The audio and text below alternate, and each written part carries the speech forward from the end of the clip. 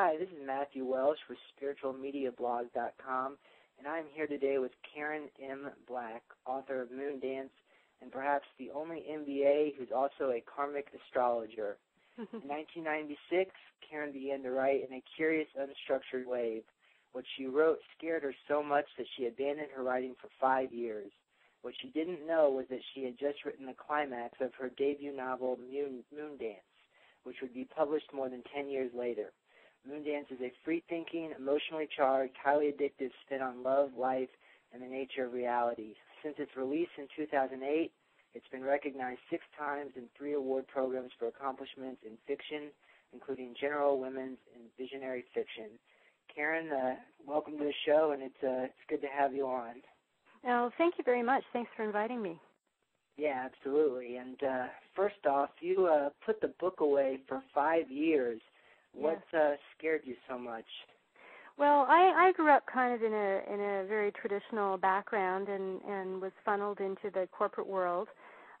So a lot of how I thought was very logical and very precise, and I kind of prided myself on that. And so when I wrote the first, I'd say 120 pages of Moondance, when I say the first few pages of Moondance, it actually ended up being in the middle of the book, the climax, as you mentioned in the intro. What ended up happening was I wrote that after a relationship broke up. So I was in a pretty vulnerable state when I wrote it, and it was also a relationship where there was a creative connection, so it was a very natural thing for me to write. So really, this very logical, pragmatic, methodical, calm kind of person that I thought I was completely broken open in this state, and what was coming out of me was really something very foreign to me. It was very intense. It was very emotional. It was very surreal in some ways, and I also didn't really have my belief system securely in place. I right now I believe in reincarnation, but then I couldn't have even articulated that. So it was all very frightening to me. I had absolutely no context, in my life to really relate it to, and that's what was scary. And I put that away just because I wasn't ready to deal with it at that time. So how did you come to believe in reincarnation throughout this time period? Yeah. Well, I've always had a fascination with the things that I can't see. And when I was a kid, I read a book called Life After Life by Raymond J. Moody, and it had to do with the white light and all that. So I'd been slightly, I knew a little bit about it, but not really a whole lot. So it was an idea that was in my mind, but I guess there was a part of me that hadn't really embraced it.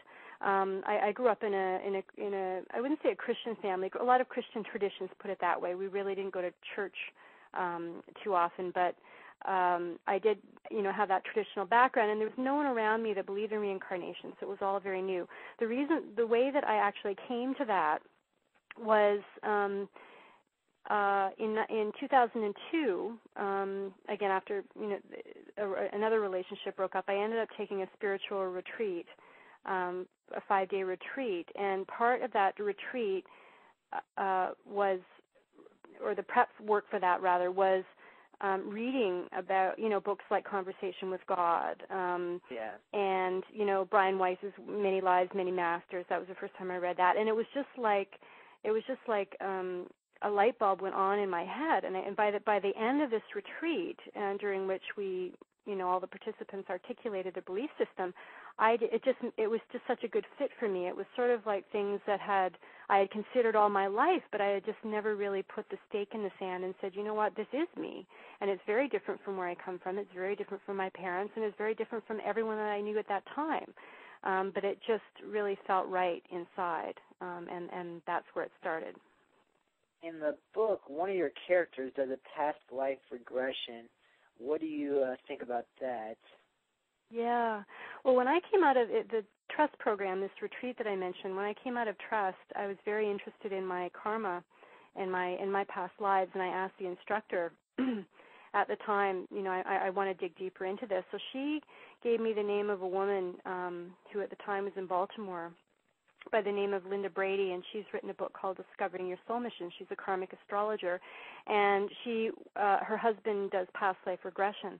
So a few months after Trust, I started to work with Linda quite intensively to learn about the astrology, and using that particular tool as a way in, also worked with she and her husband to explore some of the past lives. So I have done past life work, and I have been, hypnotized, and I found it very, a very healing process, and I found it's really been a positive tool and a very empowering tool in which to shift some of the, more painful periods in my life and have a better understanding of my relationships and my family and myself.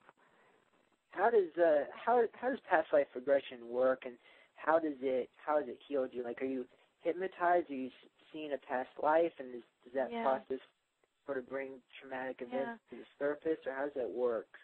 Yeah, it's a good question. I think some people do, when they're hypnotized, they do actually have visual images.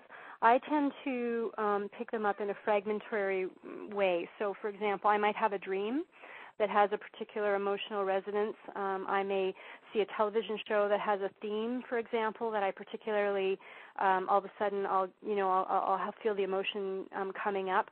So I just pay attention to emotional indicators. Wherever there is a reaction to something that is bigger, maybe than normal, whether it be a positive reaction or a negative reaction or anger or irritation, all of those emotional indicators inside of me, to me, is like a little puzzle piece that can kind of mirror back to me parts of myself, if you will. And because I believe in past lives, I put it in the context of, well, I'm, if that person annoyed me, maybe I was that person in another life. Or if I'm creating this situation, maybe, it just leads me back to what I might have been in a past life. And it just helps me reframe the whole thing so that it doesn't have the same kind of emotional hold over me anymore. So, for example, if something used to annoy me, it doesn't anymore because I have a different frame for it, and I can just let go of it easier. So it's a process of letting go, which I found very, very helpful.